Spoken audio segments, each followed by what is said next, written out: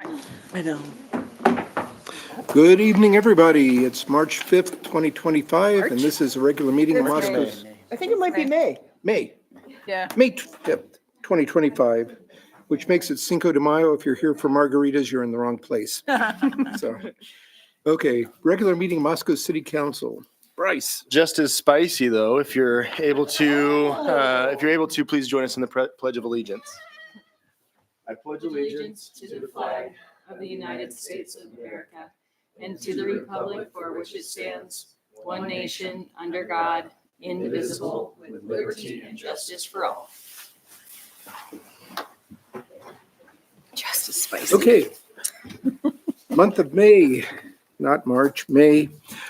First up, we have a proclamation for Bike Month. So the Bike Month proclamation goes as such. Whereas National Bike Month began in May 1956, and whereas bicycling has been an affordable, environmentally sound mode of transportation, an excellent form of exercise, and fun recreation since the first pedal-propelled bicycle appeared in the 1860s, and whereas bicycling contributes to retail sales, tourism dollars, infrastructure, and policies that support community livability, and whereas bicycle commuting benefits both employees and employers through better health and fitness, lower costs, and reduced parking spaces. And whereas bicycling reduces heart disease, obesity, diabetes, and hypertension, and improves mental health and cardiovascular fitness. And whereas the city of Moscow promotes bicycle use throughout the community through the provision of shared use pathways, bike lanes, designated bike routes, and greenways. And whereas Bike Work Week will take place May 12th through May 18th, and whereas Bike to Work Day will take place on Friday, May 16th, now therefore I, Art Betke, Mayor of the City of Moscow, do hereby proclaim May 2025 to be Bike Month in Moscow, and I urge everyone who can to cycle to work, school, shopping, and errands, or simply for pleasure. Beyond what was on our agenda, we have another proclamation today, very timely. This is a Public Service Recognition Week proclamation in honor of the millions of public employees at the federal, state, county, and city levels. Whereas Americans are served every single day by public servants in the city, county, state, and federal levels to do the work that keeps our nation working. And whereas Moscow's public servants include a wide range of professionals who work each day to deliver quality municipal services and enhance Moscow's sense of community. And whereas day in and day out, Moscow's public servants provide the diverse services required by our community with efficiency and integrity. And whereas public service servants at every level of public service provide continuity and support to our representative democracy, providing for stability and the orderly transition of elected officials and representatives. Now, therefore, I, Art Betke, Mayor of the City of Moscow, do hereby proclaim May 4th through the 10th, 2025 as Public Service Recognition Week in the City of Moscow, and I encourage all citizens to recognize the accomplishments and contributions of government employees at all levels, city, county, state, and federal.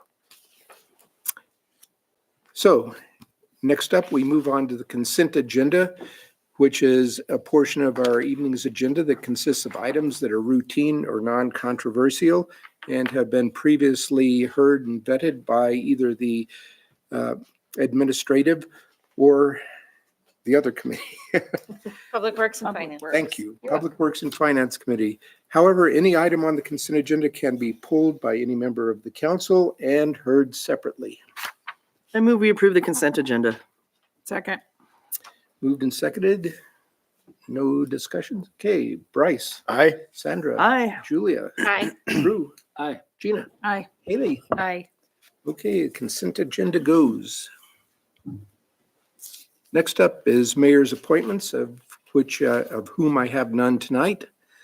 And now moving on to public comment for the next 15 minutes, divvied up into 3-minute increments. We invite members of the public to come up to the podium, state your name and place of residence, and then in 3 minutes, tell us what's on your mind, as long as it's not on tonight's agenda, nor pending before Planning and Zoning Commission or the Board of Adjustment, or is pending in terms of litigation. Any takers? Please. So just pop up and tell us who you are and where you're from.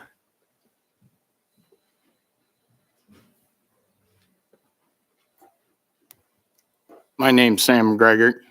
My address is 713 Brent Drive, space 12A.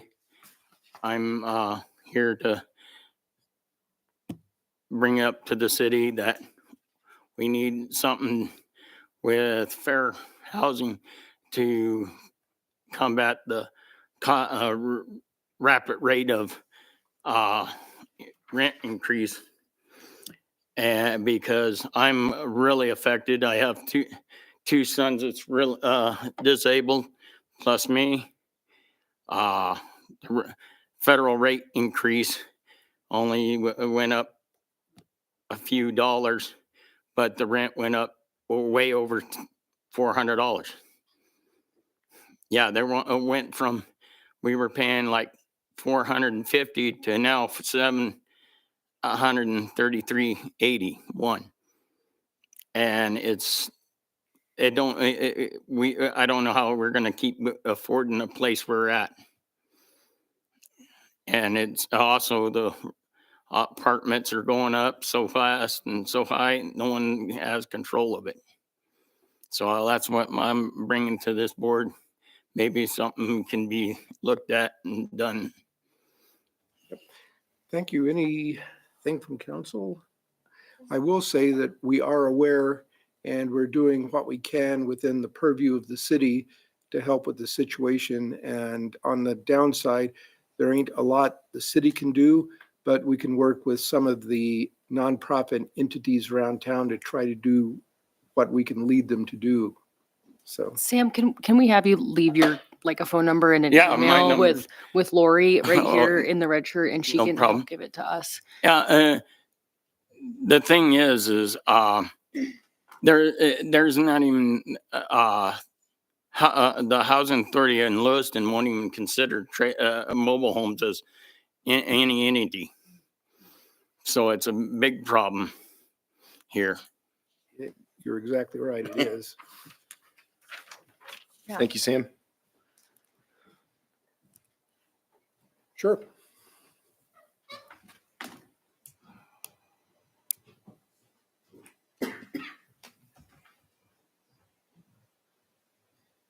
So same thing. Yep. I'm Fred McDonald. I reside in the Woodland Heights Estates. Granite Heights Loop, they just changed the road. I'm here for the same thing that Sam discussed. I am disabled. I'm a senior citizen and I'm a disabled veteran. My thing is that luckily I'm fortunate enough I can survive out there. But when you got people out there that are seniors, you got people out there that are disabled and only make so much money in a month, it's going to be hard for them. The rent out there for me went from $340 a month to $600 a month. That's a 90% increase. And it's just not worth it. I understand, and I've always said this, and I don't know how you're going to take this to heart, but Moscow's gotten too big for its own britches. You got students leaving here that have a degree that could work in some of these fields. I used to work in agriculture. I worked for Wilbur Ellis at one point in time. If you don't have the students stay here and go to work for these companies that are here, they're going to leave. Moscow's going to lose the money. They're going to lose the money, not only with students leaving and not putting the skills to work here, they're also going to lose their money by you get kicked out of your home. You got homeless. So where are you going to put the homeless? You know, that costs money.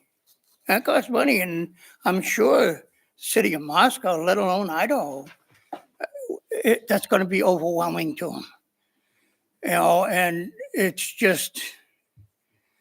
real upsetting that Idaho does not have a law in place to protect these people. You know, like I say, I'm fortunate. My wife works and I get substantial disability. I'm here to stick up for the people that don't have that. And that's real important to me because I've donated food to people that were hungry.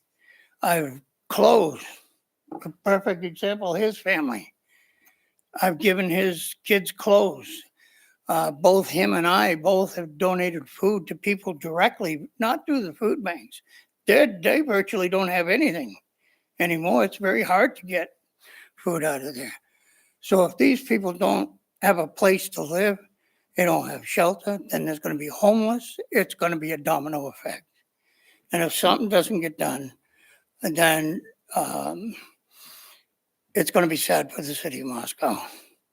And Washington does have a state law that I was advised to by the Idaho Fair housing people that we need to devise a law that's similar to what they have to protect the rate increase. They do have the law. Idaho does not have the law. Yep. And I've called all the way down to the Capitol. You know, I've talked to Senator Foreman, all them people. Yeah, that's what I said too. And I still got his email, by the way. So, And that's all I got to say. And we just need to, if you want the people to stay here, you need to make them feel welcomed. This is a nice town. I grew up in a small town like this on the East Coast, believe it or not. And I hate to see it go to waste. okay. Thank you very much, Fred. Appreciate it. Okay. And we appreciate you guys coming here and raising these issues. Yeah, They're very important. You So, know, him and I communicate a lot, so. Fred, can you say again what Woodland Heights was renamed to? But no, the street was, it used to be 2979 Highway 95. Ah, yeah, off of Now 95. it's That's right. 1000 Granite Heights Loop. And then Got it. the number. Off of 95. Okay. Yeah. Thank Great. you. Thank you. Thank you. Thank you, Fred. okay. Anyone else? Okay. Moving on. Item number 4, Council on Aging and Human Services, COA, Regional Transit Funding Requests.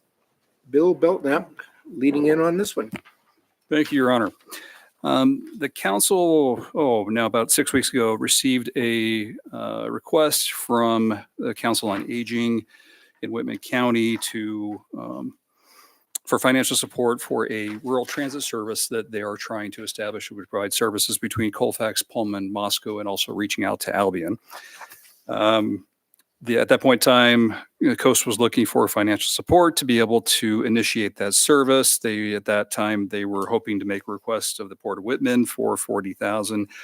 And if I recall correctly, that had about a $14,000 remaining shortfall in their local match requirement. Since that time, Port of Whitman has provided that $40,000 funding request. And Paige, the executive director of Coast, also informed me that a Vista has made a matching funding pledge that if the cities of Moscow and Pullman were able to contribute $5,000, they would match an equal amount to help close that local match gap. We have reached out to Pullman just to see if they had any interest of us each contributing $2,500. At this point in time, they aren't able to make a decision. It's a little bit challenging for them because they actually compete for funding with Coast in that same area within the state of Washington. So it's difficult for them to make a funding a match commitment to an organization that they are competing with for funding for transit services in Whitman County. Paige did make an inquiry about the status of their request after the council's receiving of her report and at the February 3rd meeting. Brought that to council leadership and they requested that it be placed on the agenda for consideration this evening. And with that, I'd be happy to answer any questions the council might have. Gina? Do we have any estimate of ridership from Moscow? I have no idea at this point in time. I have not seen any type of forecasted ridership. I know a lot of the intent was to bring residents from rural, say Colfax and surrounding areas to Moscow for shopping or for medical services. Bryce? Yeah, thank you, Bill. I've got a lot of notes on this, but I'll see where the discussion goes tonight. And you already answered one of my questions, which was what was Pullman's response? Because I feel like, for me at least, kind of like looking at this, and when they came back in February, I left feeling like, well, this is a name that, I would like to be able to support, but I also get really nervous setting a precedent of agreeing to requests like this, just kind of, as they come about, especially knowing various financial hardships that the city is in, and maybe not hardships, but just the lean budget that we're trying to keep, right? Because I keep going back and forth that if we grant this, or if we set this precedent, then where does that cascade us moving forward?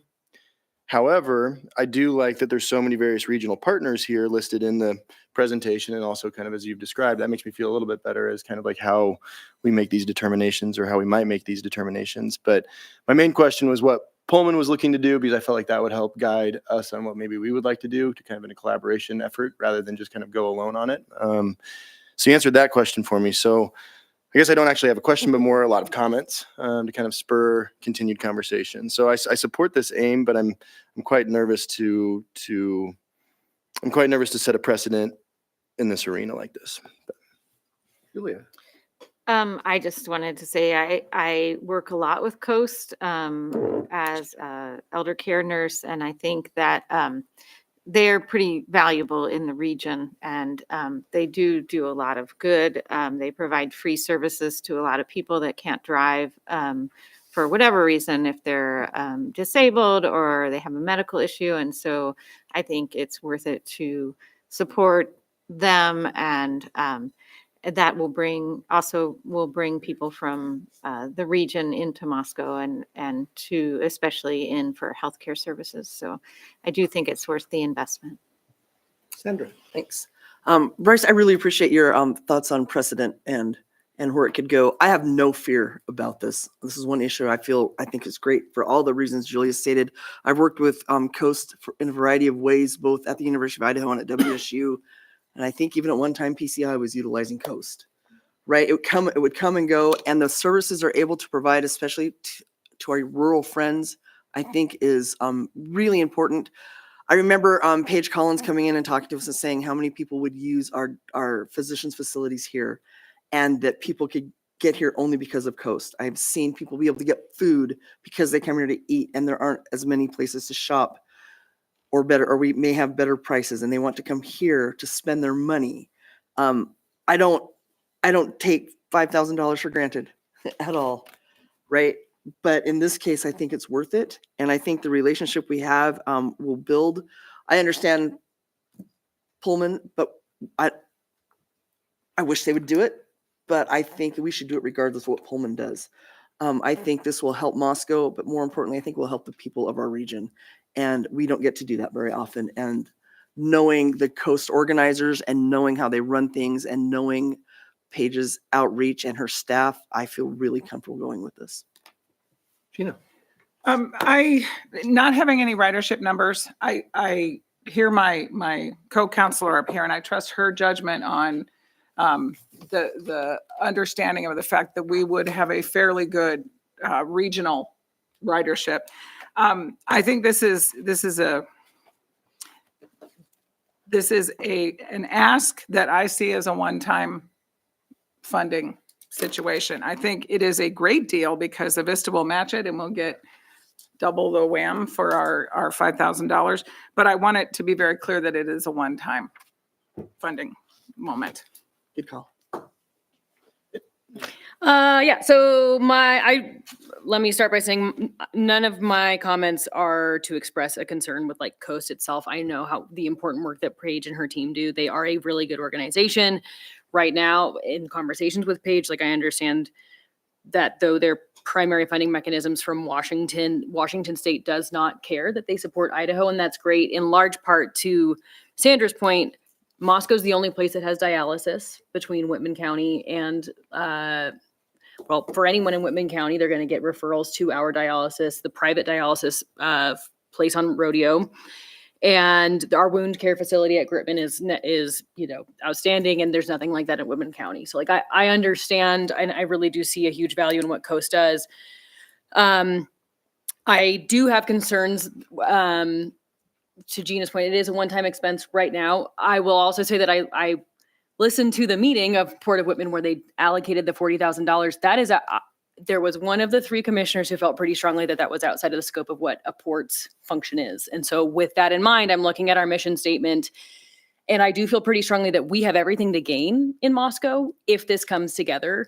But I have frustrations that the process in which the grant application that this went through and did get approved went through without having all of these details lined out. And there's not really been much of any coordination between SMART and Coast. Coast in the February presentation, they said, yeah, we don't quite know where the crossover point would be.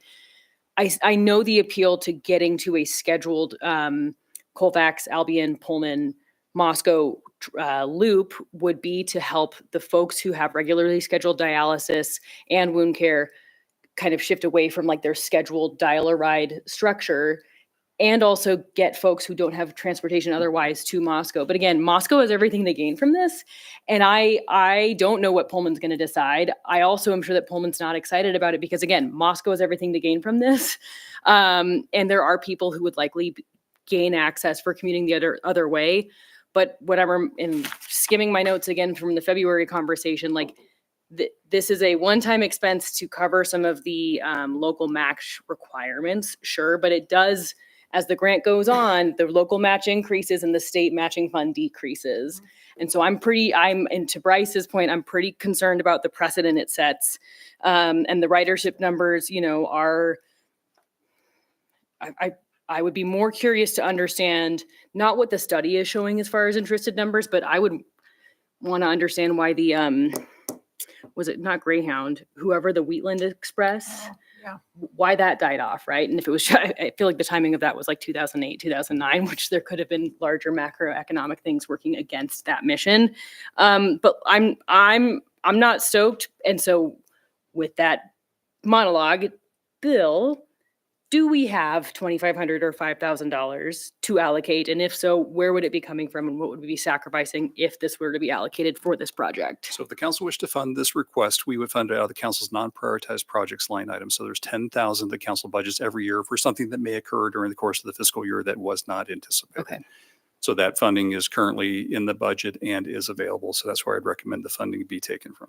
And if that doesn't get used in a budget year, Then it ends up in our ending fund balance and goes towards capital projects. okay, thank you. Drew? Yeah, part of, well, actually, there's no part. The reason to bring this is to have a vigorous kind of discussion publicly because it needs to be talked about as we're being good stewards of money and talking about all the things that have been mentioned. I don't need to, everyone's talked about all the things that we've already talked about. I think the one thing I do, when this has been talked about before we brought to council, is the concern that this is a one-time thing. And we have been very clear in the communication that we don't anticipate, at least I don't. And I know, Haley, you bring up a really good point that how that escalates, that it's supposed to, but this is a one-time gift. And of course, people can come and ask again if they may choose, but we've been pretty clear about that communication. And that being said, though, the part that I find, one, just the benefit of helping those that might not be able to get here is, I think, good, but also treatment has to occur. And if that treatment's going to occur and getting them here, and then part of that service is grocery shopping, I think I also would have liked to see more metrics and data. Not that I'm an expert at metric and data, but they're very informative when spending money. But I don't see how this could be a bad thing for a one-time gift. So. Just to be a financial contribution and a payment for services that Coast would be providing.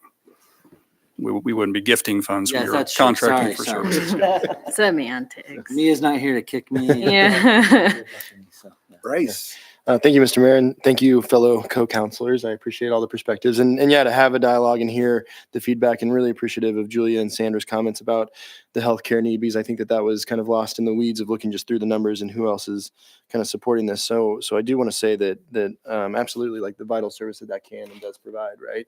And in the proposed action, it says, consider the request and take action as deemed appropriate. And so I'm curious what the next steps would be. Would it be asking for more information on ridership, on utilization, or is this where we're making the decision to say, yes, we're granting the funding moving forward?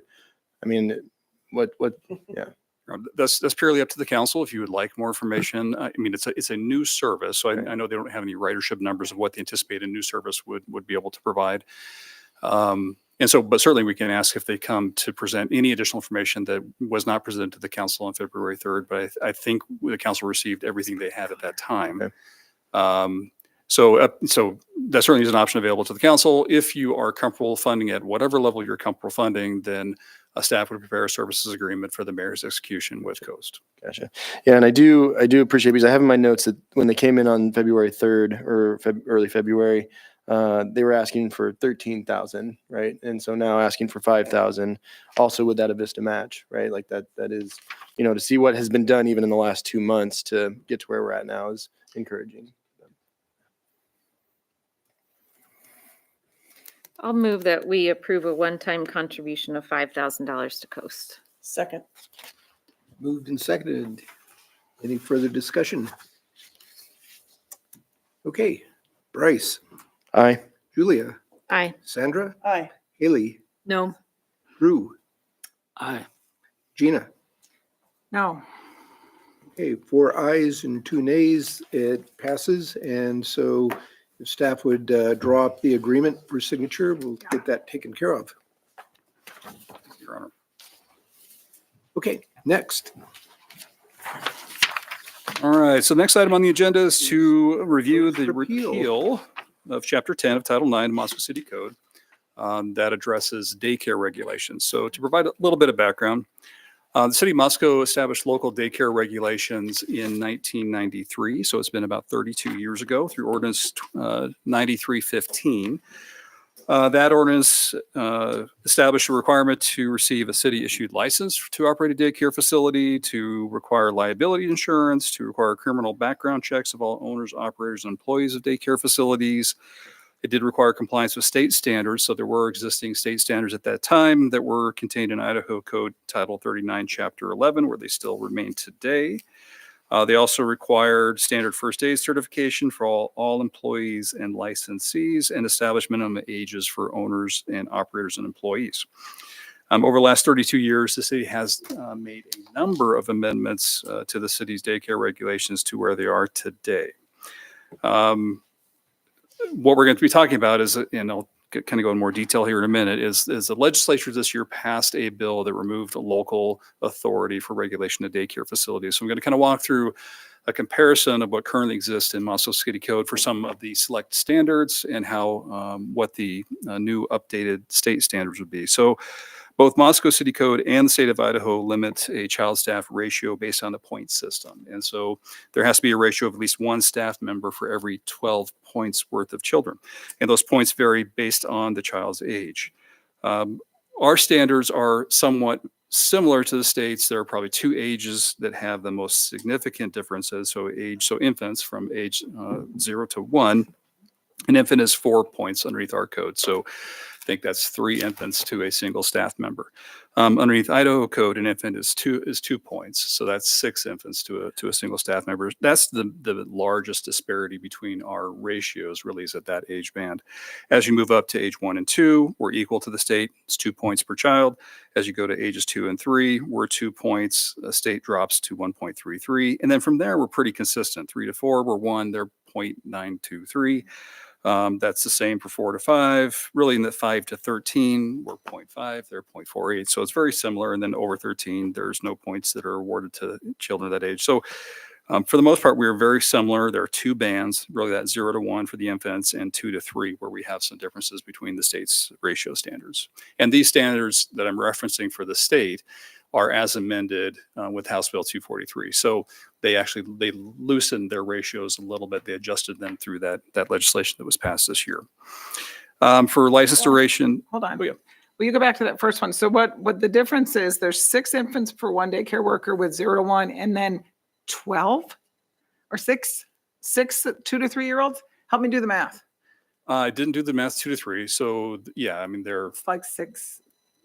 More than 6, because 6 is Nine. fine. 'cause More than six. six. 6 times 2 would be 12. So you're probably closer to 8. Okay. That's okay. I didn't Thank do you. didn't know this fraction. I'm not sure. Sorry. I'm not really happy that we Nine. did that math right It's now. 9.02 2 to 3 year olds. 2 to 3 year olds. As we look at license duration and background check frequency for facility license, our licenses are currently good for a year and renewed annually and re-inspected annually. Under Idaho code, those licenses have a 2-year duration. For background checks for providers, so anybody who is working in a daycare facility, we do require backgrounds upon first licensure, and then they has to be updated every 2 years, have to get new fingerprints. For Idaho code is every 5 years that the background check has to be updated. For training and CPR requirements, state of Idaho requires 4 hours of training every year, and at least one adult employee on the premises must be trained in CPR and first aid. City of Moscow requires 12 hours of training annually for all employees, and all employees are required to have an infant CPR and first aid certification. This gets to be a little bit more lengthy section. So there's disqualifying offenses, and there are those that can disqualify you permanently from every operating or working at a daycare facility, and there are those that will disqualify you for a period of 5 years. So there's 2 sections here. So the permanently disqualifying offenses for the state of Idaho, and I won't read this language, but anybody who pleads guilty, found guilty, or receives a withheld judgment of any of these offenses shall not be eligible for a license under any state law. That list is long. And we use that same list.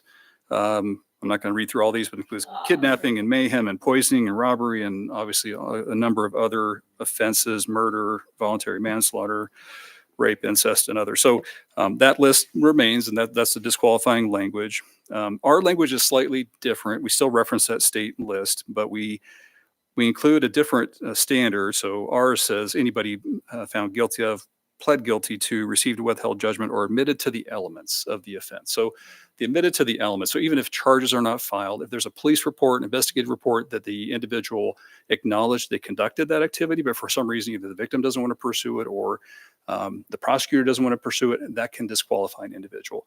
Underneath the state, you have to be found guilty, be charged with it, or have withheld judgment. So admitting to the elements is a distinction in our standards.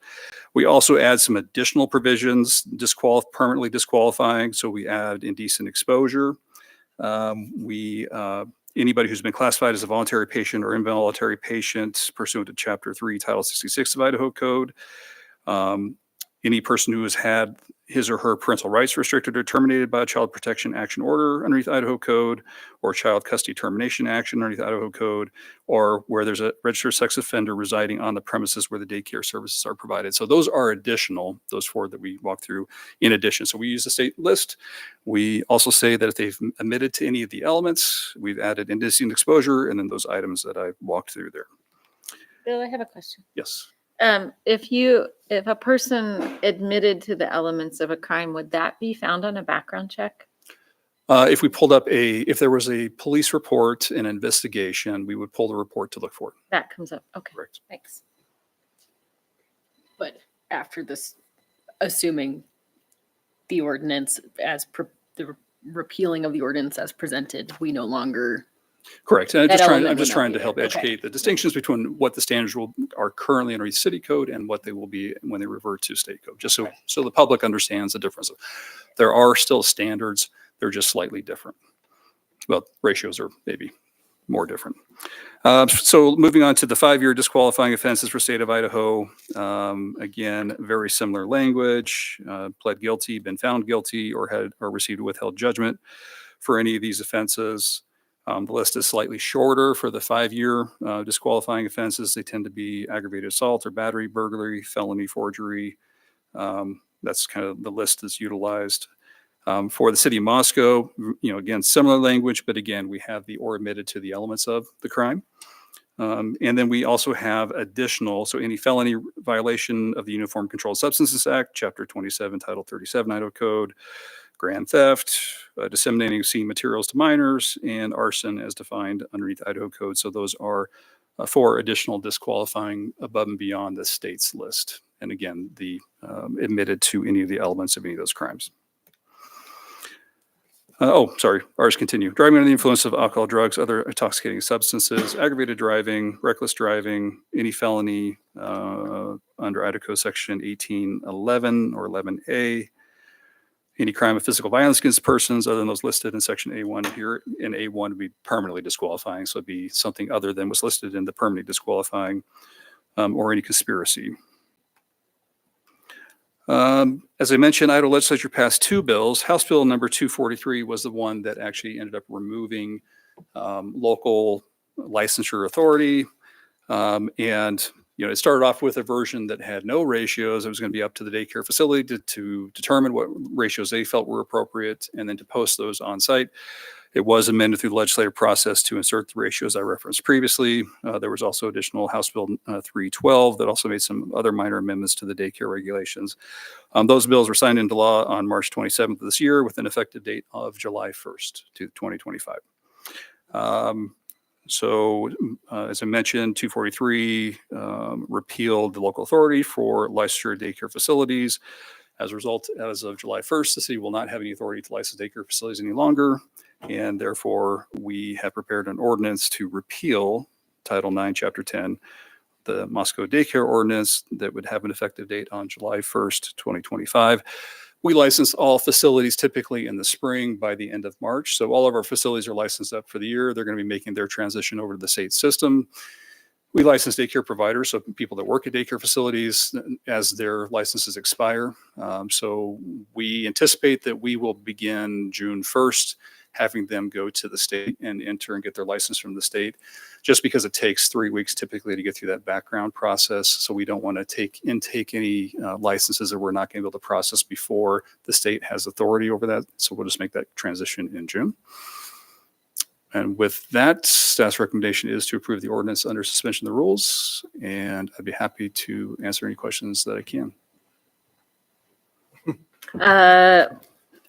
I was at a conference and the Mayor Boise had mentioned that the city had extended their licensing through the end of the calendar year to make sure that coverage is addressed, so that in the case that as the state agency is getting their own process set up, there's no gap in coverage. Like if the state ends up saying we, hit the snooze button and they need another 60 days before they have it set up, is that something we could pursue? Is that, I know Mia's gone, but is there a way for us to kind of have a belt and suspenders approach to make sure?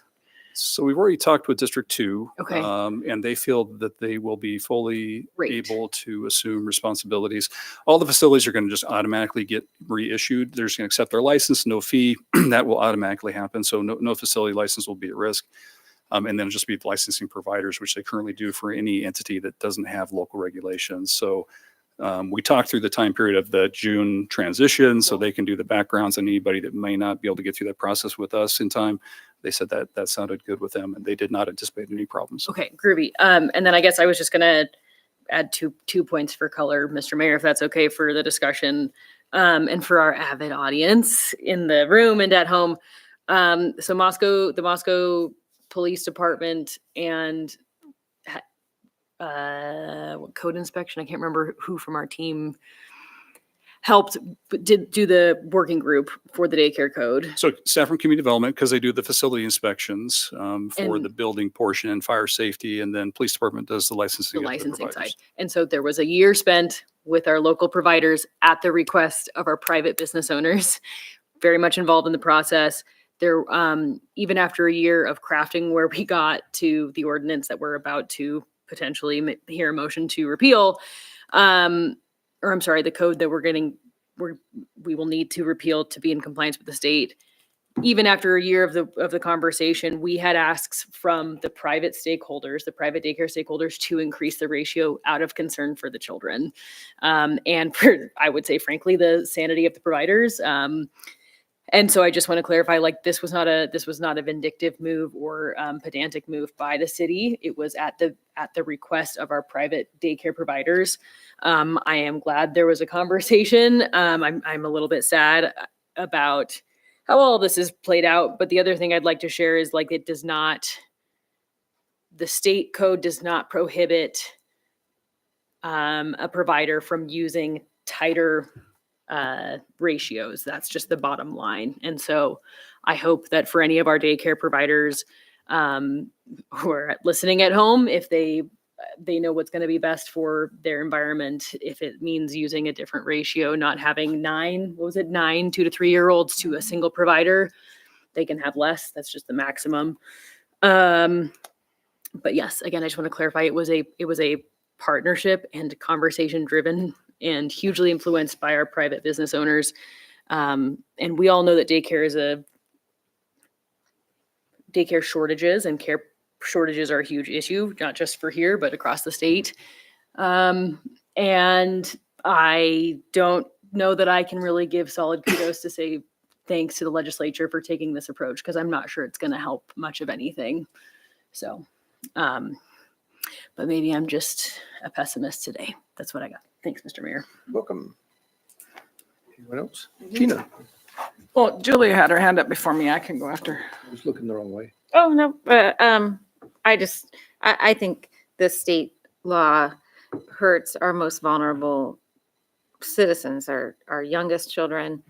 And I think it's horrendous. It's a terrible law. And I think that not only will it hurt our most vulnerable citizens, it's going to hurt our families who are looking for the cheapest daycare, because there are going to be organizations that are going to max out the number of children per provider. And I just think it's a really dangerous and damaging law that the state has written. And it's just hard for me to participate in that. And I think by voting, I know it's performative. If we vote not to repeal our law, because we can't have a law that's more strict than the state, but I do think it makes a statement to say, we're not going to repeal our rules. Good luck to the state.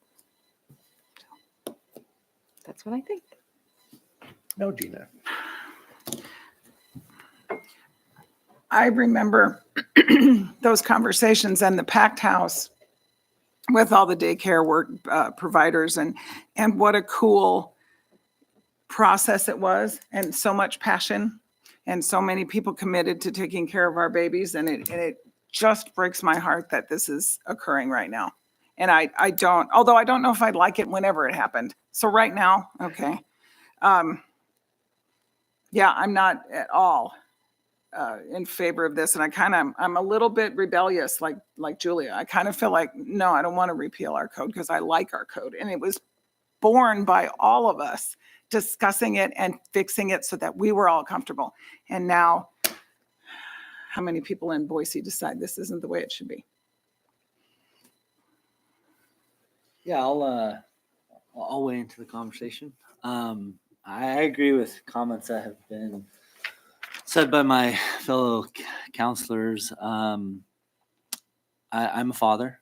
I have a gaggle of children. I'll let you define what that means. I'm not going to tell you how many kids I have. But I love my kids, and I think government closest to the people is the best way to govern.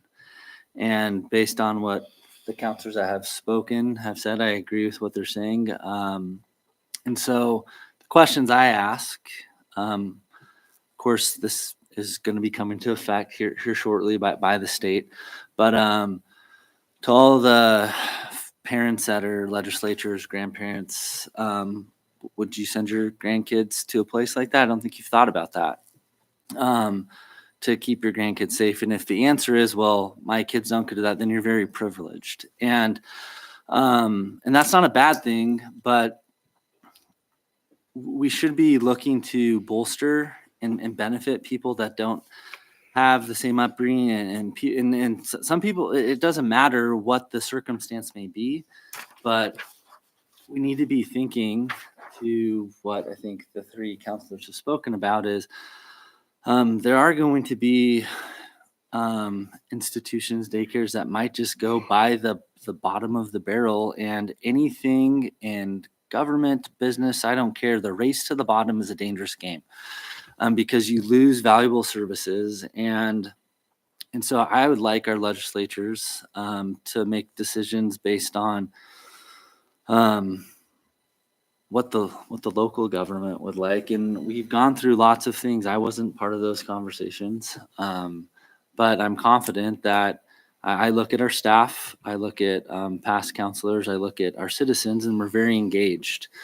And we want to govern, but when you limit our ability, I don't want to ever hear you say what the federal government's doing to you, because you're way worse doing it to us. This is repugnant, and I can't support it. Okay, one. I'll say something, Mr. Mayor. Okay. I didn't know, Sandra, I appreciated it? I appreciated that. I'll say something a little more long-winded, but it echoes sentiments already uttered. Like, as a municipality, we undoubtedly care about the health and safety of our community, the infants, toddlers, and children in it. And this bill now just puts infants, toddlers, and children in greater jeopardy. And as Julie was saying, some of our most marginalized community members. And it really does make my stomach turn. I said this last week in the admin committee, reading through our packet, and there's 15 pages of blue line that's all just crossed out. It's all repealed, right? And all the work that was mentioned by Haley and Gina to go through from what the community was asking for now is just done away with from a preemptive move by the legislature. And it really does make my stomach turn. And I utter sentiments that are already uttered, so I'll leave it at that one. Well, one little comment here is that state law is going to supersede anything with the blue lines through it in the ordinance as is. And there's a strictly legal case to be made for the fact that leaving dangling ordinance bits hanging around in the book is not a good idea. It becomes something like the ordinance down south in one of the towns where it was against the law to walk your alligator on Main Street. You know, keeping out-of-date ordinance language burdens the way it looks. We all know what we're doing here. Nobody sitting at this podium is in favor of what the state did, but reflexively maintaining useless code is also counterproductive. Haley. Mr. Mayor, that was going to be my question for Bill is what risk do, if the motion is presented, it does not pass, what sort of risk, if any, are we introducing to the city?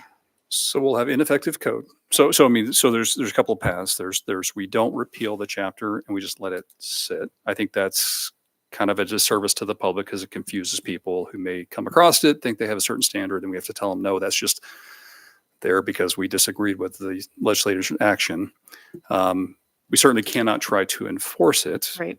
I think the state will take interest in that. And I think counselors could be individually liable for, not following and upholding the laws and statutes and Constitution of the state of Idaho. We cannot have a law that conflicts with state law. Okay. And all of our power, the majority, virtually all of the city's regulatory and governing powers come from the state, and they're delegated specifically from the state.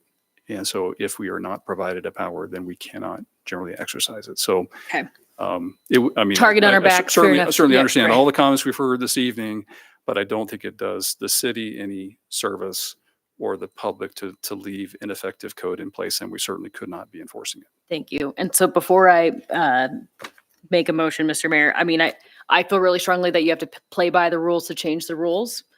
And I'd like to clarify, Mr. Mayor, you did say that the state passed this. I would like to challenge that and say it was not the state of Idaho. It was 70 people and whatever my other number is in the House that I'm not certain does reflect the grand makeup of the state. And I think there is an opportunity for us going into a local election season this fall and next year. But I think I wonder a lot if there's anything that the mayor and I could have done differently or more loudly through our affiliation with the Association of Idaho Cities and representing our district to say what you're about to undo is a year's worth of work asked for by the private business community. And so I just would like to encourage everyone. These are the sorts of things when we talk about when people campaign on a promise of local control. If there are folks running for state office complaining about local control, they're likely looking to sign on to things like this where the local governance and control is happening right here. So as I step off or back onto my soapbox, I guess, Mr. Mayor, I move we approve the ordinance. I want to make sure I'm looking at the right one. Under suspension of the rules requiring 3 complete and separate readings, and that it be read by title and published by summary. Second. Okay, moved and reluctantly seconded. Can I ask a question, Mr. Sure. Mayor? And again, if this doesn't pertain totally to this conversation, but I'm curious in years past, post legislative sessions, when the last instance of this happened, of this kind of procedural reckoning maybe came about, of a state law coming in conflict with city code that this was Well, we presented. have one of those coming up next. I know, but I'm just asking, like, prior to So I'm this. trying to recall I know I'm putting you on the spot. Bill, so I recent apologize. legislation that required us to amend. In the last 4 years, I'm not aware of any significant cases. Now, there have been several cases of the state preempting cities from doing certain things, whether it's related to rideshare or to Airbnbs or whatever, but they haven't conflicted with regulations the city had in place at the time. So it's not that the legislature has not taken preemptive actions in sessions over the last 5 years. It did not directly affect any significant city programs that were in place at that time. Thanks. Okay. Bryce, Begrudgingly, aye. Drew,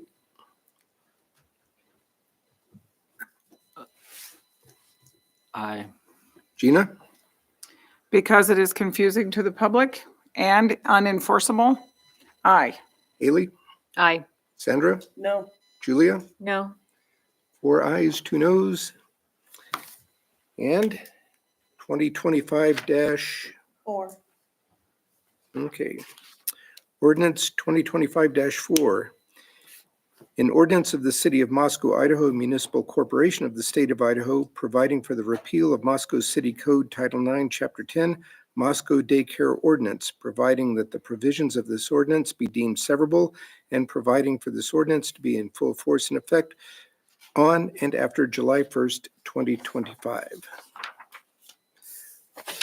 Now, moving on with equal joy to proposed repeal of Moscow City Code Title 10, Chapter 1, Section 1 to 16. Thank you, Your Honor. So similar theme here. In 2002, the city amended city code to address public nudity incidents that were happening in the community. You may all recall the topless car washes that were occurring at that time. So the city amended the city code to add some definitions to public nudity to be able to address that particular situation. This past legislative session, the legislature passed House Bill 270 that had an effective date on March 26, 2025, which amends Idaho Code Section 184116, which is the indecent exposure statute.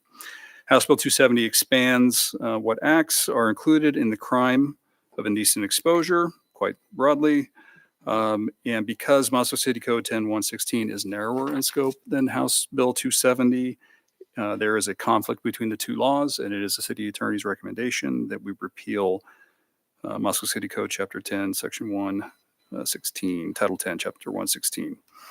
I won't read through all of this, but this is House Bill. I know it's I disappointing. really want you to read it. House Bill 270. Is that what we're- This is the new definition of what constitutes indecent exposure. I'll let you read that for yourself. It also includes any type of displays, toys, or products intended to resemble male or female genitals in any public place. So quite broad definition. Anyhow, so This broadening of the definition makes city code superfluous and in conflict. So with that, staff have prepared a ordinance for the council's consideration to repeal our definitions. The difference between the last discussion and this discussion is that both these rules are stupid. Yeah. Both these ordinances, I appreciate the people that very carefully crafted the one for the city of Moscow, because I know it wasn't easy. I was here at that time.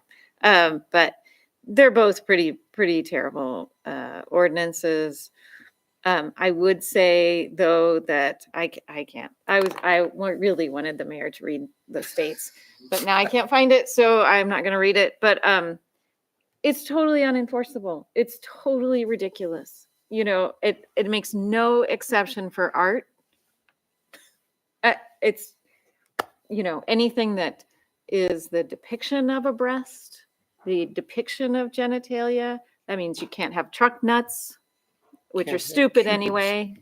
You can't have cupids. You can't have the lady on the mud flap. You know, so just think about how ridiculously unenforceable this is. And I was just at the chamber meeting where Brandon Mitchell, our state representative, had written out responses to the questions. He didn't actually show up, but he wrote out responses.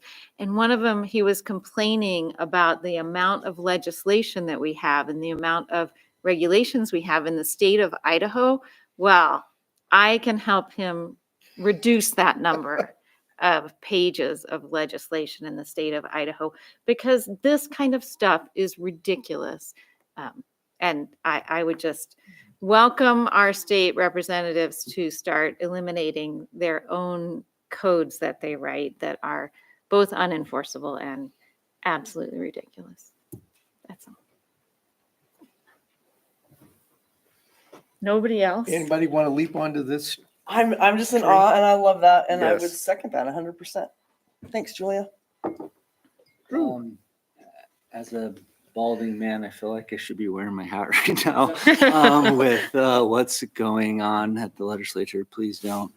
I have no control over my baldness. It's not trying to be indecent, but I feel more comfortable with that. But I just, I mean, what Julia said, we hear is like we're trying to minimize like these things, but it's just not enforceable. And it's, I recognize that what we tried to do as a city, have a topless car, I'm sure that was difficult language, and I wasn't, at least if I was here, I don't remember this coming about, but it's, again, we're drawing lines in weird, difficult places that aren't enforceable. So the point beckons, why make laws or ordinances? And I like to see things that actually help our citizens rather than lengthy things that most people aren't going to read. And it's political posturing on their part and adding to resumes that they only read to themselves. And so I'm glad you do that. So I could say more, but I don't think I should. But I will keep on my hat if you're okay with that, Mr. So Mayor. please. Okay, thank you. No, I was just shielding myself from I doing thought you were it. getting ready No. The to. glare can be bad. I think they're gonna have a glare for bald heads next year, and then Probably. I think they're working on it now. They're working on Drew, that. I'm not Don't far give them behind any you. more ideas. So, it's coming. Tina, I hadn't thought about the lack of a clause for art. I never even thought about that. I'm sure they didn't either, our lovely legislature. And I'd love to see them do something about housing instead of Truck nuts. truck nuts and breasts hanging out all over the place. I'm just completely disappointed by this. I have one question for Bill. Seeing as we just had the update 2 or 3 weeks ago from Chief Dollinger, I am trying to understand if, and I'm concerned about the impact to our police with the reportable offense and lack of, I don't know, prosecutability or whatever. So this does not have to be answered right now. And I don't know how to not weirdly ask, hey, how would we know what the tally will be for indecent exposure calls potentially related to Based on this? 270? Hard to know. Obviously, it takes somebody to be offended to report it. So not just the display, but it has to be in any public or place where there's a present another person or persons who are offended thereby. Not annoyed, Can but I ask you a but quick question offended. before you end on that, Haley, because it goes with this? So what would happen if somebody bears their breast and like, I'm going to report this, and they take a picture of it? Is that like doubled up then? Just like, I just thought I'd ask, throw that out there. I do have a question about the limit. What We're is the missing limit? It's so it does Is say it a tight shirt that offends somebody? it does No, say it has offended to and not be annoyed. Exposing, okay, you're going to make me read it now. Exposes his or her genitals, exposes developed female breasts, including the areola nipple, exposed adult male breasts, including I get areola it. nipple that have been medically or hormonally altered to appear. So it's largely, obviously It has to be exposing, the full out. exposing, All right. including, and then also including any toy, displaying any toys or products intended to resemble Okay. male or female genitals. Very good. I tried to button up my top button, but it didn't. It's not working. In a public place or any place where there is present another person or persons who are offended thereby, which will become a standard. Somebody would have to file a complaint and say they were offended. Mr. Mayor and Bill, the two things that come to mind are, can we make sure that Megan and Amanda, both for their art vendors and applicants for our public art, and like apparently now the chamber with the Art Walk quarterly events, as well as Amanda for her vendors at the farmers market, are equipped with communication to share with anyone who may be selling product or displaying product under the umbrella of the city. You mean fig leaves that stick on? I mean, I bought a sticker that from an artist that I really like and appreciate. That was a breast cancer survivor sticker, and I don't want her to get. It was several years ago, and I don't want her to be punished for it. So, Yes, Mia will be doing her legislative Great. review, reviewing all legislation passed this year, and advising any departments that may be impacted. cool. We love the First Amendment with an asterisk next to it. And so with that, again, I do maintain that you got to play by the rules to change the rules, and these are the rules that we got written. And Mr. Mayor, I move that we approve the ordinance under suspension of the rules, requiring 3 complete and separate readings, and that it be read by title and published by summary. Second. Okay. Reluctantly on both parts, but there we are again. So Gina, Aye. Drew, I mean, we don't really have a choice, so so. Yeah. Bryce, Ditto what Drew said. Aye. Julia, Aye, and good luck enforcing it. Sandra, Aye. Haley. Aye. Okay. Thanks, Bill. Thank you, Bill. Ordinance number 2025-5. You know, this was not on my bingo card for 2025, you guys. An ordinance of the city of Moscow, Idaho, a municipal corporation of the state of Idaho, providing for the repeal of Moscow's City Code Title 10, Chapter 1, Section 1 to 16, public nudity, providing that the provisions of this ordinance be deemed severable, and providing for this ordinance to be in full force and effect from the date of its passage, approval, and publication according to law. Anybody like this for a souvenir? Yeah, actually, yeah, gimme. I got it. Would you like the other one too? You keep one. she keeps Okay. Yeah, fair. Last up, Indian Hills restroom installation report. Tyler. We are very excited about this. I am, to be Yes, honest. I'm very Maybe excited some about good this as news. well. Before. 2 items. I'm just trying to Save find this my, night. my AV mute button on this remote Hey, control. Tyler, do you want to wear my hat? I may need to. Feeling pretty offended, Tyler. You guys are too. Dear God.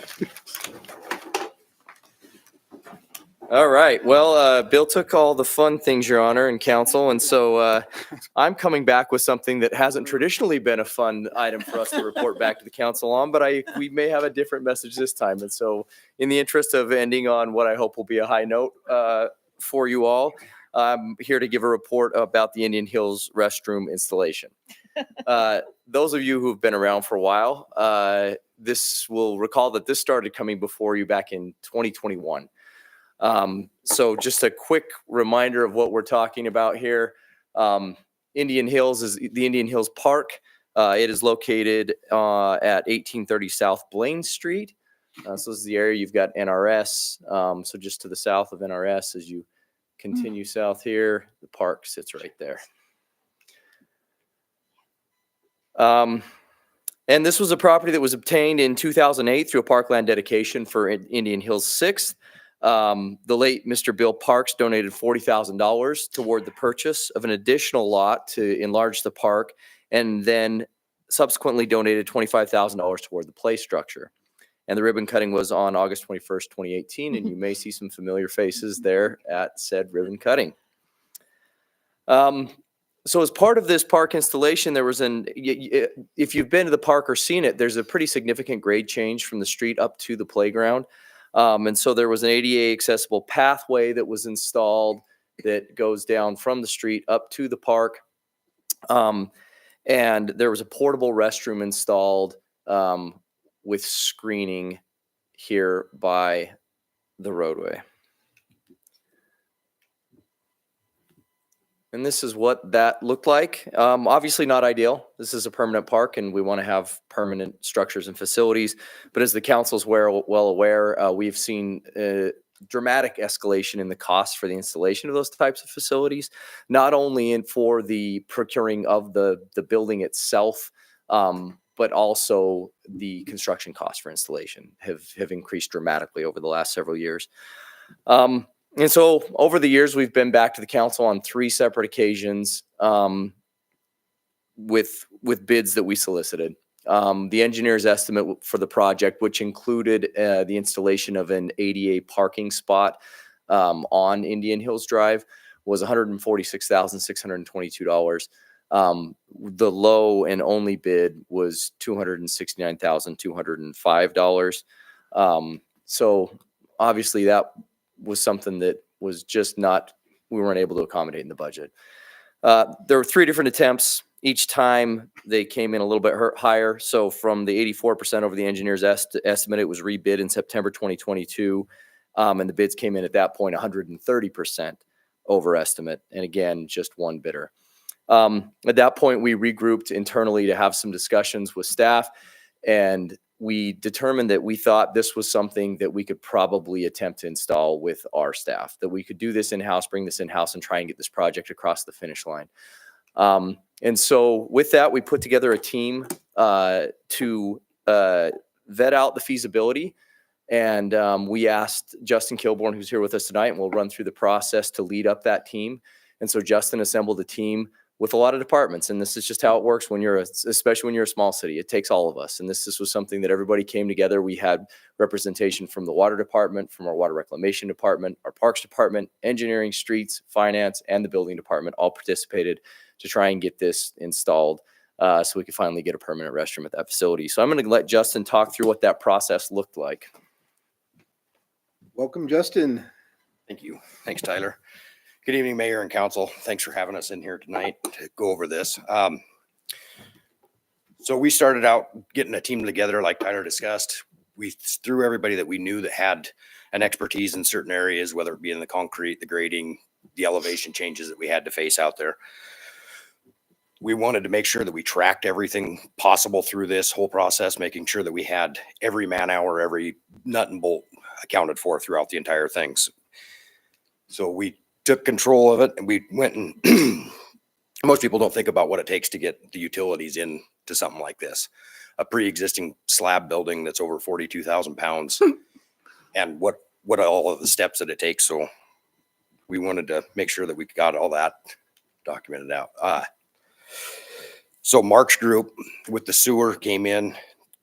This is usually most of the way around the city is all in gravity. This had to be, because of the elevation changes and everything, had to be a force main. So we had to install a grinder and a pit. Everything has to be precisely installed. It's all within 2 to 3 inches. It's not just throw it out there and it'll work. So we were making sure that we got all that taken care of.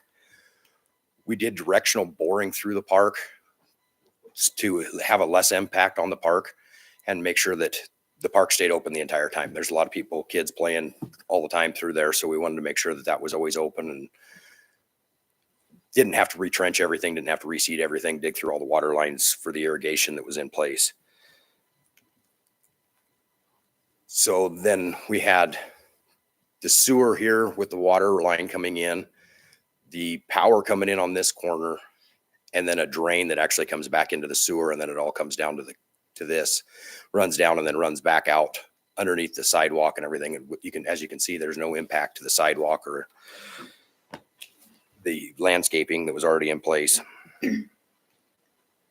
Loading this up, it had been sitting for a couple years already on site at the street shop. So we had to get creative with what we had to get out there. We had to have two picks with the crane. So they had to come in, show up, load the thing up, get it on a truck that was going to transport it across town. And then with our street department doing the traffic control and then setting it. When we were planning this, it was all trying to figure out exactly where we could get a crane to that wasn't going to disrupt the park for the entire time. So the crane got here set up, didn't have any issues with it. And then just there again, just showing the conduit that was in place for the power, laying off to the side, keeping the park open and having the bathroom actually set up on the existing pathway. So that was still in use while people could use it during the installation.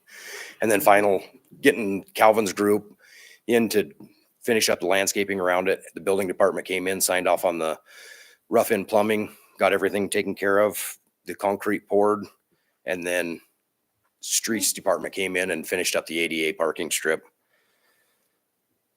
That's all I've got. Thank you, Justin. Good work. And kudos to everybody involved. So as Justin mentioned, one of the things that we really wanted to do was make sure that we tracked everything through this process so that we would have accurate numbers. So we know what this represents, what we could do it for in-house versus what it would cost. And so we tracked man hours, we tracked equipment hours, and really tried to capture every aspect of the cost for this. And so in the end, we were able to install this for $90,757. And so as you'll recall, our initial engineer's estimate was just shy of 150. Our bid was just shy of 270, and we installed it for $90,757. And that's really just a result of these guys being creative, great crews that really were creative and worked in concert to get it done. You know, some of the things that were driving the cost up was some uncertainties about if they were going to have to track it across the site and what would be the right spot to set it. And they just did a wonderful job of anticipating everything, and it just really couldn't have gone more smoothly. And so instead of an 84% cost increase, we saved 66% from what had been the bid number. And so it's just, really good results for that. And so, what's next? One of the things that we're interested in doing is taking a look at if there's a potential for expanded in-house construction. Obviously, we run lean. We always do. We've always had to as a city. So all of these folks still did their normal job as they did this. This was extra above and beyond. Please, let's try and get this done because otherwise it's not going to happen. But as we look at those numbers, they are encouraging numbers. And we think that if we can review our CIP, if we can take a look through the lens of what we may have the capacity to do, what we have the expertise, what we either have the equipment or can get the equipment, and what might be the right size. It's not something that we would take on every single project, but we are interested in conducting an analysis and potentially bringing forward a proposal to the council for some expanded in-house construction. I think that there are certain aspects of our capital improvement program that tend to be neglected, and there are a lot of pinch points, and one of them has just been the dramatic increase in the cost of construction. But in addition, we have some pinch points that are inherent in the design process that if we had some more in-house processes to do things like just change out routine water lines, not upsizing, not doing anything fancy, just getting into some of the older neighborhoods and just changing out water lines, changing out old fire hydrants, changing out meter vaults and catch basins and storm pipes. And so this is something that we've been working on getting potentially a proposal together to bring back, and that's something the council probably hear more about in the coming year as we start to get these numbers together, get some engineers' estimates, and through this lens, we're able to take a better look at it. We recently installed a water service, and we'll install a sewer service with in-house folks up to Building B at the shop, and that went amazingly well as well. And so I do think that there might be some capacity there where we can pick the right spots where we can win. And with that, we would be happy to stand for any questions. Sandra. First, I mean, we're watching everyone's face. This is a really cool thing, right? I love all of that and excited about what you're saying. There's one thing I would be really interested in, and I don't have an idea because I've thought about this for like 18 seconds right now, right? But when you are trying to gather the data, I would love to be able to see something from your workers that doesn't have names on it, because things like this happen all the time to people saying, hey, this is just going to be a little bit, hey, this is just going to be great. And you're happy to do it. But you're like, holy cow, I don't feel like I'm getting paid for this, or I feel like my work is being taken away, even if you're happy to do it. And I would love the chance for them to anonymously be able to write in there, like, we like doing this, but because I don't want to take away from that. I mean, awesome and amazing, especially like in a pinch, man, we came through and did this, but even for those little things, if it becomes a norm, and I like saving money, right? But I mean, it's Public Servants Week, right? I don't want to take away from that either, because I know our team works really hard. So I just want to make sure they have a chance to comment without any implications to say, I feel over capacity on this. That's all. I appreciate that concern, Councilor Kelly, because I think that really would be something that as we look at this, that's a lens we certainly want to apply, is not just continually saying, oh, hey, here's one more thing, you're already busy. And the other thing we've always been very sensitive to is that there used to be more in-house construction that was done, but it was to the sacrifice of the systems themselves. We weren't doing the maintenance because we had everybody out doing construction.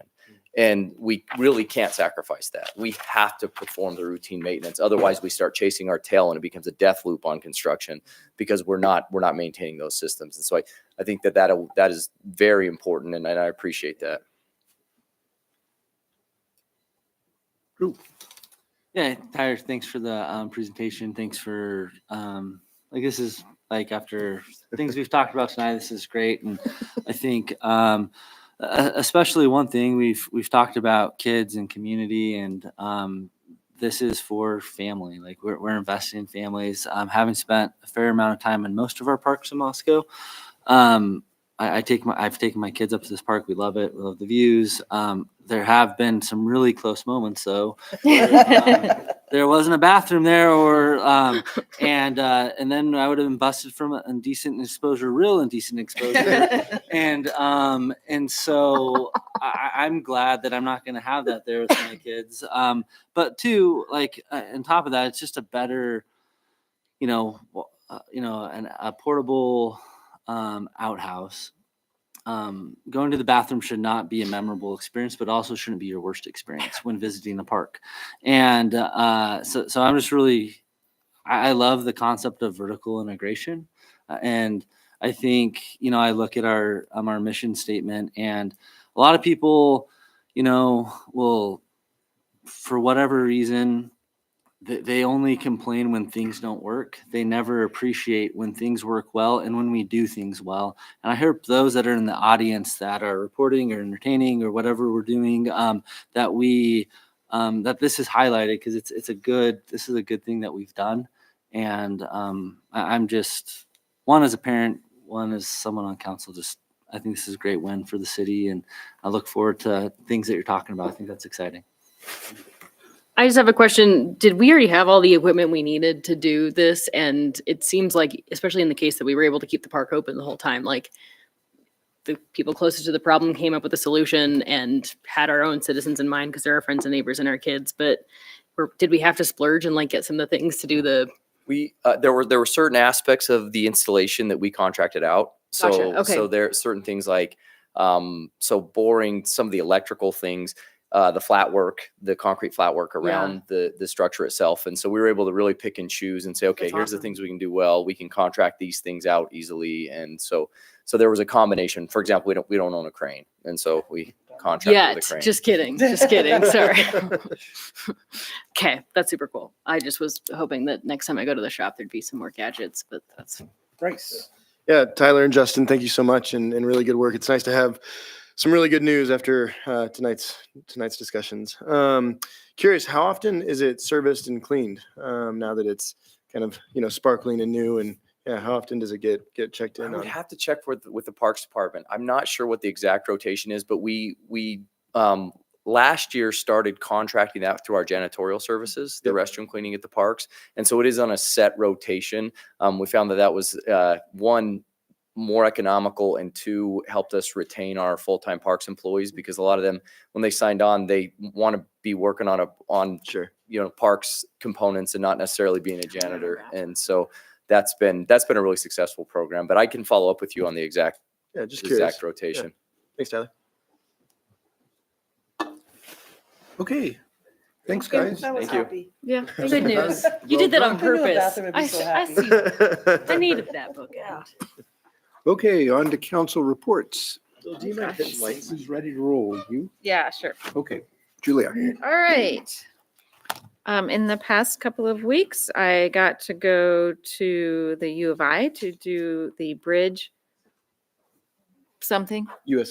Bridge USA program, which is where local elected officials got to talk to students, and they had amazing questions. We all thought a lot about their questions for a while after that. It was a great experience. I also went to Clearwater Economic Development Association's annual meeting down in Lewiston, because the city is part of that 5-county organization. And I had fair and affordable housing last week, and we got to get some data. I put together some demographic data for the group, and Mike Ray put together some data on housing starts, and that was good. It gave us a good kind of foundation to see where we're at in terms of the growth of the city population and the growth of housing and how they don't necessarily match up. So very informative meeting. Yeah, Ren Fair this weekend. I got to volunteer at Ren Fair and Served a mean burrito, might I add? served a good burrito, and got to listen to the Chelsea. So the summer is here, spring, summer. I didn't mean to curse it. I still have my scraper in the car. Don't worry. Yeah, Mr. Mayor, real quick, can I just chime in on that note that Julia mentioned, Fair and Affordable Housing Commission? Back to Sam and Fred, who are still here. So thanks for staying the whole meeting. We do have a Fair and Affordable Housing Commission. If you were to ever want to come sit in on one of those commission meetings, they happen once a month. Sam came this month. All right, perfect. Good. Thanks. Sorry, Mr. Mayor. On to Drew. Yeah, so I also attended the Bridge USA. Great to engage and thankful for the opportunity. Had a historic preservation. There was nothing that, as a liaison, that I need to report on. No direction was given there, but they are talking about lots of ideas and planning for some future events.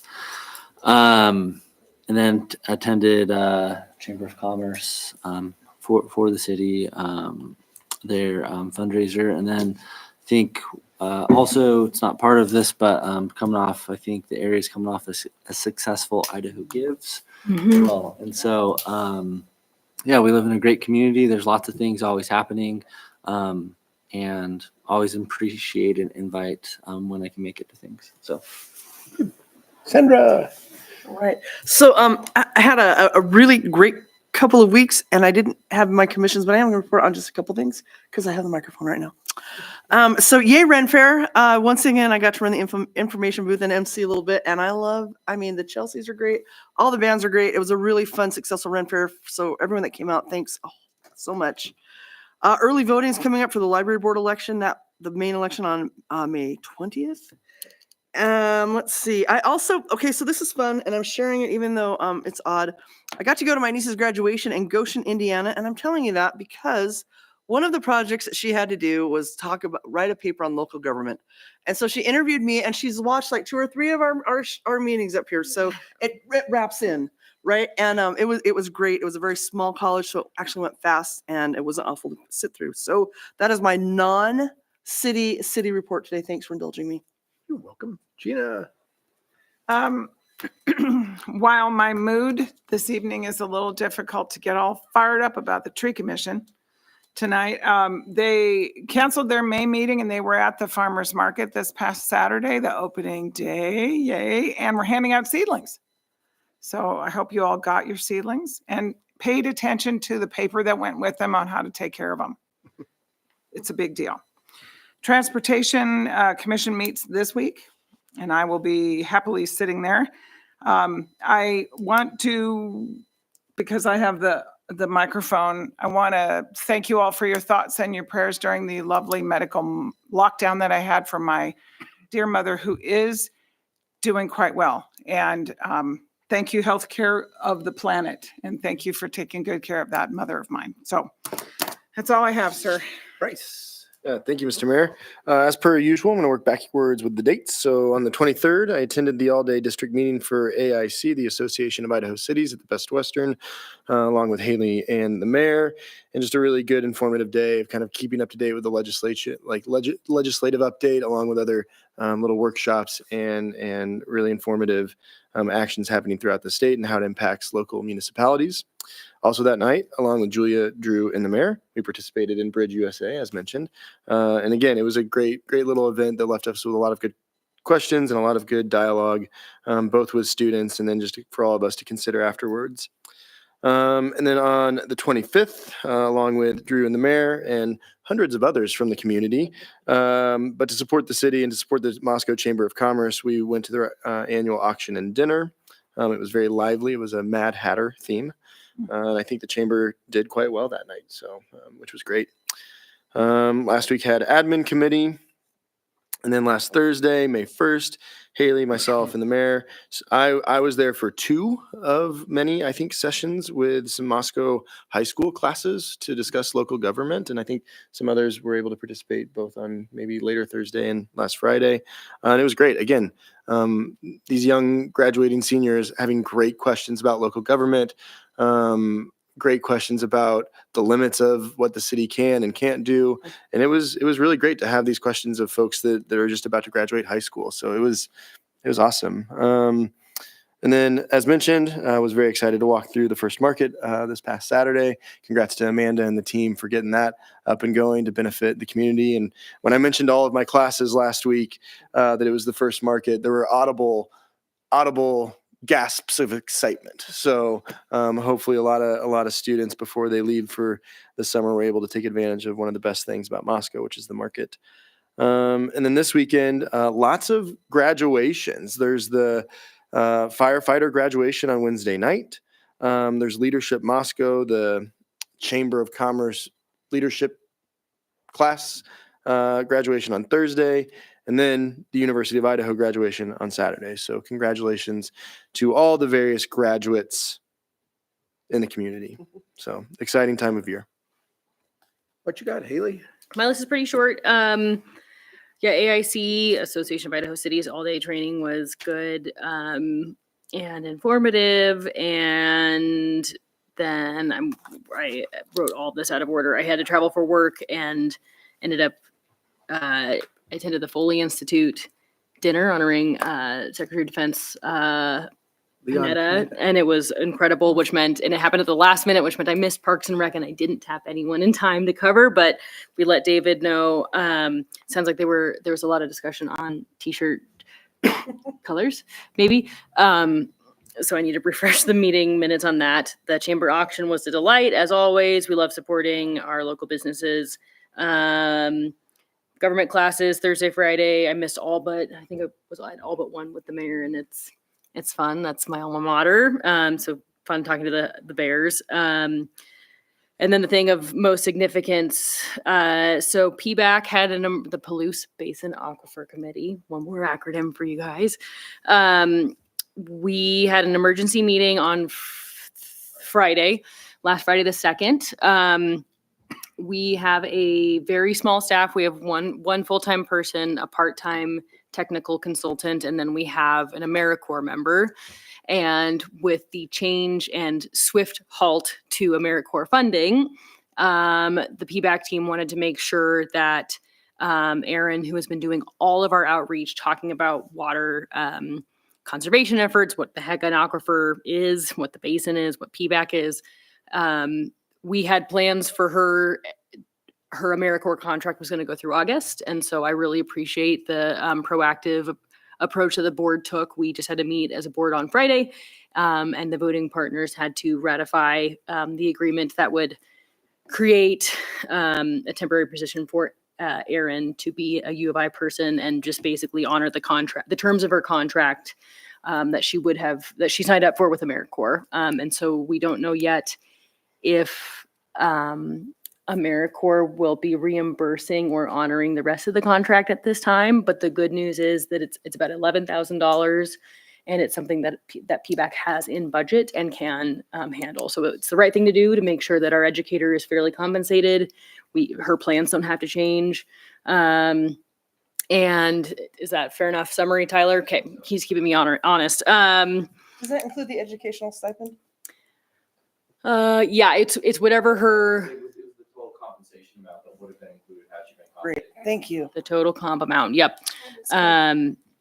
And so, I just appreciate that we are doing the right thing by our employees and our community members. I mean, she was just here, last month, receiving the Earth Day Award. So she's good people. But if I echo what Erin had so wisely suggested, which was make an AmeriCorps member and check in on them and make sure they're okay. Amanda Argona and others are people who came to Moscow on the AmeriCorps program, through the AmeriCorps program, and have since made it home. And so ripples. Okay, Mayor, that's what I got. Okay, as was mentioned, we had the U of I Bridge event. Julia, Bryce, and Drew and I were there. The Association of Idaho Cities district meeting occurred. Always good to catch up on we saw some of the things the legislature has done to us this session, caught up with a bunch of the other stuff that went on as well. Arbor Day at the Bierman Creekside Park was good, planted 5 trees along with members of the alternative high school forestry class out there, which was really quite nice. So good event there. Airport held an open house on the 26th, open to everybody. I don't know if anyone else made it out there, but it was a festive event, lots of tabling going on, and lots of airport and Alaska Airline bling available, which was fun. Also, the airport board will meet on Wednesday, as usual, out at the new terminal. So if anybody's interested in what goes on with the airport relative to upcoming construction and other issues, that's the place to be. There is another construction project getting ready to kick off. There has never been an airport in history that is not undergoing continual construction. And so there'll be more of that going on out there. And the high school government classes always entertain. There were 6 of them altogether, 3 on Thursday, 3 on Friday. And interesting group. High school students are unrestrained in their questions. And on Wednesday, as Bryce mentioned, is the Moscow Fire Department's graduation ceremony and award ceremony as well. So out at station number 3, out at, Pinecone Road? Pintail and 95. Pintail and 95. So if you want to attend that and congratulate our upcoming student residents and other firefighters, pop on in. There's always cake at the end too. So, yeah. Anything from you, Bill? Nothing from staff this evening. Okay, do I hear a motion to adjourn? So moved. Second? Second. Seconded. All in favor, say aye. Bye. We're adjourned.